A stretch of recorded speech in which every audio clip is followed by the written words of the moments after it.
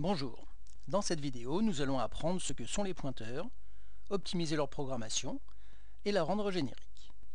Nous l'avons vu à l'exercice précédent, il peut être fastidieux de paramétrer les options de la méthode navigation fonction, car pour chaque fonction, chercher, trier, il faut orienter l'action vers la table correspondant à la page sélectionnée. Dans ce cas, il est plus simple d'indiquer une seule fois au début de la méthode quelle est la table à traiter. On stocke cette indication dans une variable, puis on utilise la variable dans les commandes. Pour des questions de cohérence, on ne peut pas dire qu'une variable soit égale à une table. Ce sont des objets conceptuellement différents, à contenu également différent. Nous avons vu qu'une variable peut être de type entier, numérique, texte, image, et donc contenir une valeur du type concerné. Or, une table n'est pas un contenu comme le serait par exemple une valeur numérique. La solution consiste à utiliser une variable de type pointeur. Nous allons donc définir cette variable, qui sera une variable locale, $pointerTable.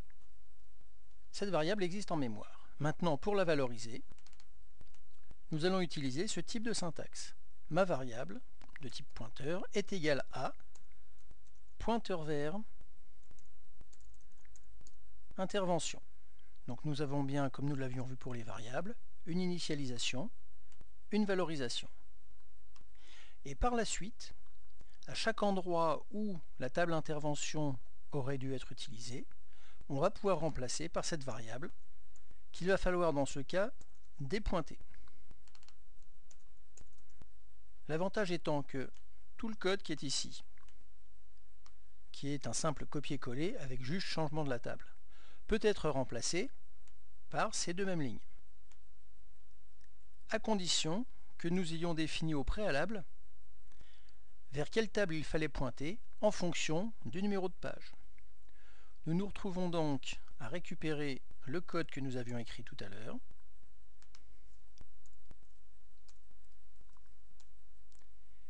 Et ici, à indiquer que si nous sommes en page 1, nous pointerons vers intervention. Si nous sommes en page 2,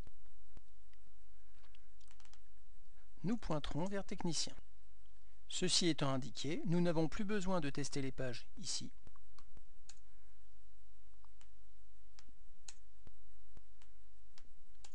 Et il n'est donc plus utile d'avoir ce programme en double. Nous avons une première programmation ici qui permet de définir la table concernée en fonction de la page, et ensuite l'action à réaliser, quelle que soit la page, puisque de toute façon, la bonne table a été définie. Pour chercher, le principe est le même.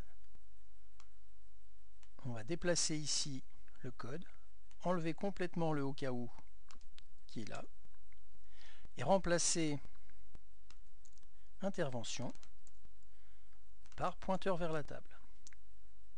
Puisque si nous sommes sur la page 2, arrivé ici, le pointeur sera un pointeur vers technicien, et nous chercherons donc dans la table technicien, le nombre d'enregistrements sera bien le nombre d'enregistrements trouvés dans la table technicien.